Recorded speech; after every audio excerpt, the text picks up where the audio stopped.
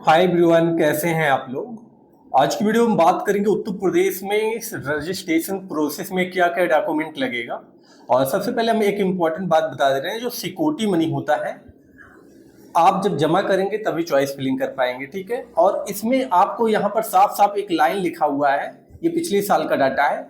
इसमें साफ साफ लिखा है कि जिस अकाउंट से पेमेंट किया जाएगा, जैसे सिक्योरिटी मनी, धनोहर, धनराशि जिसे बोलते हैं, जिस अकाउंट से आप पेमेंट करेंगे उसी में भुगतान किया जाएगा। और ये चीजें आप ध्यान दीजिएगा, किसी साइबर कैफे या किसी से करवाते हैं तो उन्हीं के अकाउंट में सिक्योरिटी मनी आएगा, जिस अकाउंट से पेमेंट होगा सिक्योरिटी मनी। तो हमारे यहाँ जो बच्चे जुड़े हैं हम उन्हीं से करवाएंगे ताकि वो उन्हीं के अकाउंट में सिक्योरिटी मनी आए और रजिस्ट्रेशन फीस वही करेगा। अब यहाँ पर लिखा है 10th 12th का मार्कशीट, सर्टिफिकेट और एडमिट कार्ड। ये तो क्या 10th का एडमिट कार्ड आपके पास है? यहाँ पर अगर है तो ठीक है, नहीं है तो कोई प्रॉब्लम नहीं। दोनों मांगा जाता है, एडमिट कार्ड भी मांगा जाता है जिससे आप पेपर दिए होते हैं 10th का या 12th का। बट अगर आपके पास नहीं है तो उसका कोई भी ऑप्शन, उसमें ऑप्शन आएगा, अगर आपके पास है तो लगाइए, नहीं है तो कोई दिक्कत नहीं। तो 10th 12th का मार्कशीट, सर्टिफिकेट इंपॉर्टेंट होना चाहिए, एडमिट कार्ड होना चाहिए और नीट का स्कोर कार्ड, नीट का 2025 का स्कोर कार्ड। अब यहाँ पर कास्ट सर्टिफिकेट के बारे में दिया गया है, जो आरक्षण सर्टिफिकेट रिजर्वेशन आप पाएंगे ओबीसी और ईडब्ल्यूएस के लिए न्यू होना चाहिए 1 अप्रैल 2025 के बाद का, इस डेट के बाद का होना चाहिए, तभी चलेगा, नहीं तो नहीं चलेगा। ये चीजें याद होना चाहिए। दो मिसाइल यहाँ पर साफ साफ लिखा है कि जो हाई स्कूल और इंटरमीडिएट दोनों परीक्षाएं उत्तर प्रदेश से उत्तर की हैं तो उनके लिए डोमिसाइल की जरूरत नहीं होगा। बट हाँ, अगर कोई बच्चा अलीगढ़ से पढ़ा हुआ है क्लास 10th 12th तो उसको डोमिसाइल देना पड़ेगा, और अदर वाला तो देना ही पड़ेगा। जैसे अगर यूपी का जो बच्चा है 10th 12th अदर स्टेट से किया है, या 10th अदर स्टेट से किया है, या 12th अदर स्टेट से किया है, या अलीगढ़ यूनिवर्सिटी से, तो डोमिसाइल देना पड़ेगा। अगर दोनों यहाँ से किया, उत्तर प्रदेश से 10th 12th उत्तर प्रदेश में ही रह के पढ़ाई किया है तो डोमिसाइल नहीं लगेगा यूपी की काउंसलिंग में। यहाँ पर आपको जो चीजें दिया गया है, आपका जो आइडेंटिटी कार्ड होगा, आप ड्राइविंग लाइसेंस लगा सकते हैं, पासपोर्ट, पैन कार्ड, फोटो युक्त बैंक पासबुक, या आपका एडमिट कार्ड क्लास 12 का हो वो भी चल जाएगा।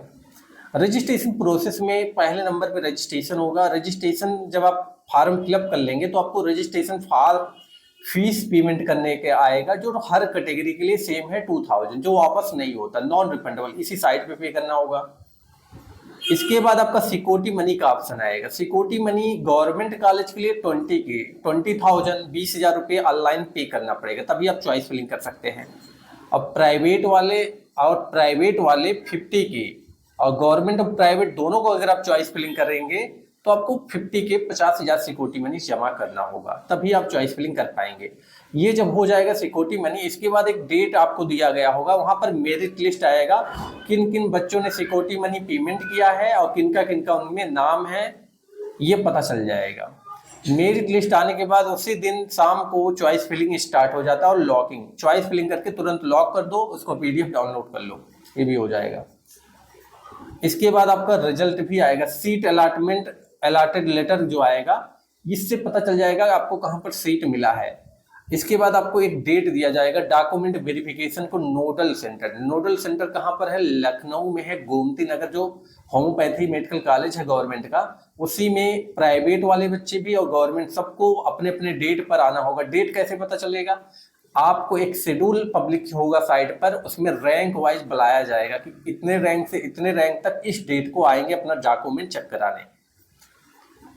उसके बाद जब ये डॉक्यूमेंट आपका वहाँ चेक हो जाता है, उसके बाद एक और प्रोविजनल लेटर साइड पे आता है, इसको डाउनलोड करोगे, लेके कॉलेज में जाओगे और सभी डॉक्यूमेंट ओरिजिनल चेक करके आपको वापस दे देंगे। कोई फीस लखनऊ में नहीं लगेगा, ये चीज़ें याद रखिएगा, लखनऊ में कोई फीस नहीं लगता। एडमिशन के बाद जब आप एडमिशन करवा लोगे कॉलेज अलॉटेड में, आप अपग्रेड कर सकते हो, अपग्रेड कॉलेज में ही कर सकते हो, और आपको लखनऊ में भी पूछा जाएगा जब वेरिफिकेशन आप कराने जाओगे कि आप अपग्रेड करना चाहते हो या नहीं। अपग्रेड हमेशा ऊपर के कॉलेज में होता है। मान लीजिए आपको फर्स्ट नंबर पे लखनऊ का कॉलेज रखे हो, सेकंड नंबर पे प्रयागराज का, आपको मिला है प्रयागराज और आप चाह रहे हैं लखनऊ, तो आप इसमें जाके एडमिशन लीजिए और अपग्रेड करिए। अपग्रेड करेंगे, अगर आपका अपग्रेड हो जाता तो ये वाला कॉलेज इसमें आपका एडमिशन शिफ्ट हो जाएगा। आपको डॉक्यूमेंट लेकर फीस आपको वही फीस में हो जाएगा, जो फीस आप जमा किए होंगे उसी फीस में इसमें आपको शिफ्ट हो जाएगा डॉक्यूमेंट, आपको जाना पड़ेगा डॉक्यूमेंट लेकर इसमें। बस अपग्रेड का मतलब ये। इसके नीचे वाला अगर कोई कॉलेज आप अलीगढ़ का मान लीजिए बीच में सके हो, तो इसमें नहीं अपग्रेड होता, इसके ऊपर वाले में ही अपग्रेड होता हमेशा, नीचे नहीं होता। ये चीजें समझिएगा। डॉक्यूमेंट वेरिफिकेशन अपग्रेड, अगर न्यू बच्चों को सीट अलॉट होता है, देखिए इसमें न्यू बच्चों को भी सीट अलॉट हो जाता है। अपग्रेड में जो बच्चे को फर्स्ट राउंड में सीट नहीं मिला होता उनको ऑटोमेटिक अपग्रेड कर दिया जाता है, कुछ सीट और बच्चों को अलॉट हो जाता है, तो उनको फिर डॉक्यूमेंट वेरिफिकेशन का एक डेट दिया जाएगा जिनको न्यू अलॉट हो जाएगा, तो फिर वो वेरिफिकेशन कराने के बाद फिर एडमिशन कराने जाएंगे कॉलेज। तो ये चीज़ तो आपका होगा ही। ये रिजर्वेशन आपका जो दिया गया है, ये चीज़ें आप ध्यान दीजिएगा, और बहुत इंपॉर्टेंट चीज़ें हम आपको सारी चीज़ें अच्छी तरीके से समझा रहे हैं, कोई बहुत ज़्यादा अच्छे से आपसे ना तो बात करता। ये देखिए रजिस्ट्रेशन फीस यहाँ पर लिखा गया है 2000। अगर आप स्टे वैकेंसी राउंड में पार्टिसिपेट करेंगे तो आपको 1000 रजिस्ट्रेशन फीस और पे करना पड़ेगा। सिक्योरिटी मनी उसी में होगा, बट रजिस्ट्रेशन फीस आपको और पे करना पड़ेगा। नॉन रिफंडेबल रजिस्ट्रेशन फीस होता है, ये देखिए नॉन, वापस नहीं दिया जाएगा रजिस्ट्रेशन फीस। सिक्योरिटी मनी वापस दिया जाएगा। यहाँ पर देखिए लिखा गया धनराशि, मतलब सिक्योरिटी मनी की प्रक्रिया जो है गवर्नमेंट कॉलेज के, राजकीय का मतलब गवर्नमेंट हो गया, और यहाँ पर 20,000 लिखा है। और अगर आप प्राइवेट कॉलेज में पार्टिसिपेट करेंगे, निजी क्षेत्र के जो कॉलेज हैं उनमें 50,000 ऑनलाइन जमा करना होगा। अगर आप गवर्नमेंट, राजकीय और निजी दोनों का विकल्प चुनना चाहते हैं तो आपको 50,000 सिक्योरिटी मनी जमा करना होगा। तो आपको समझ में आ गया होगा। यहाँ पर भी देखिए साफ साफ लिखा गया है कि ओनली गवर्नमेंट कॉलेज को अगर आप चॉइस करेंगे, बीएमएस हो गया या बीएचएमएस या बीयूएमएस के तीनों को चॉइस कर सकते हो, इतने ही सिक्योरिटी फीस जमा करके 20,000। और अगर आप यहाँ पर लिखा है देखिए दोनों ऑप्शन, ओनली प्राइवेट और गवर्नमेंट दोनों को चॉइस करेंगे तो 50,000, ओनली प्राइवेट को चॉइस करेंगे तब भी 50,000 सिक्योरिटी मनी जमा करना होगा, तभी आप चॉइस फिल कर पाएंगे। तो ये चीज़ें आपको समझ में आ गया होगा। हमने डॉक्यूमेंट के प्रोसेस के बारे में बताया। अब देखिए डॉक्यूमेंट जो वेरिफिकेशन के समय मांगा जाता है, नीट का admit card, score card, 10th 12th का मार्कशीट सर्टिफिकेट, डोमिसाइल उसी बच्चा देगा जो 10th या 12th अदर स्टेट से किया है, या दोनों अदर स्टेट से किया हो, या अलीगढ़ से किया हो। और जो 10th 12th उत्तर प्रदेश से किया है उसको डोमिसाइल की जरूरत नहीं है, वो नहीं लेके जाएगा। अगर है तो लेके जाओ, कोई दिक्कत नहीं है तब भी कोई दिक्कत नहीं।